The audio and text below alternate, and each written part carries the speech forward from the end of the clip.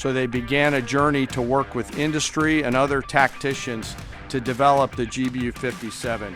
They tested it over and over again, tried different options, tried more after that. They accomplished hundreds of test shots and dropped many full-scale weapons against extremely realistic targets for a single purpose: kill this target at the time and place of our nation's choosing.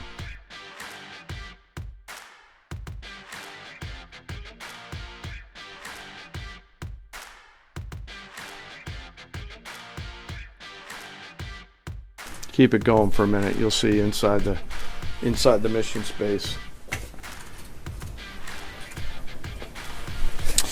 Unlike a normal surface bomb, you won't see an impact crater because they're designed to deeply bury and then function. I know there's been a lot of questions about that. All 6 weapons at each vent at Fordo went exactly where they were intended to go. A bomb has 3 effects that causes damage: blast, fragmentation, and overpressure. In this case, the primary kill mechanism in the mission space was a mix of overpressure and blast, ripping through the open tunnels and destroying critical hardware. The majority of the damage we assessed based on our extensive modeling was a blast layer combined with the impulse extending from the shock. Imagine what this looks like 6 times over, following the attacks and the strikes on Fordo.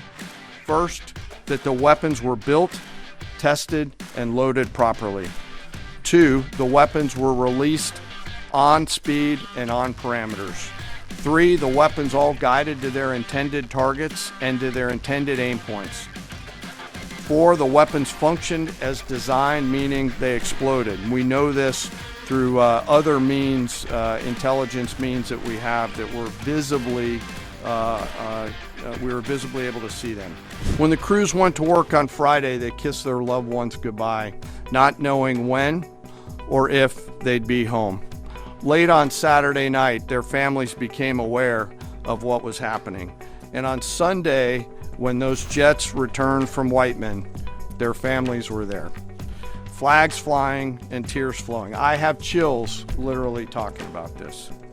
The jets rejoined into a formation of 4 airplanes followed by a formation of 3 and came up overhead Whiteman, proudly in the traffic pattern, pitching out to land right over the base and landing to the incredible cheers of their families who sacrifice and serve right alongside their family members. Like I said, there were a lot of flags and a lot of tears. One commander told me this is a moment in the lives of our families that they will never forget. That, my friends, is what America's Joint Force does. We think, we develop, we train, we rehearse, we test, we evaluate every single day. And when the call comes to deliver, we do so. I could not be more proud standing up here today of our Joint Force. I'm filled with gratitude that I get to tell their story. It's about highly enriched uranium. Do you have certainty that all the highly enriched uranium was inside the Fordo mountain, or some of it, because there were satellite photos that showed more than a dozen trucks there 2 days in advance? Are you certain none of that highly enriched uranium was moved? Of course, we're watching every single aspect, but Jennifer, you've been about the worst. The one who misrepresents the most intentionally. What the president says. I'm familiar. Ventilation shafts on Saturday night. And in fact, I was the first to describe the B-2 bombers, the refueling, the entire mission with great accuracy. So I take issue with that. I appreciate you acknowledging that this was the first the most successful mission based on operational security that this department has done since you've been here, and I appreciate that. So Absolutely. We're looking at all aspects of intelligence and making sure we have a sense of what was where.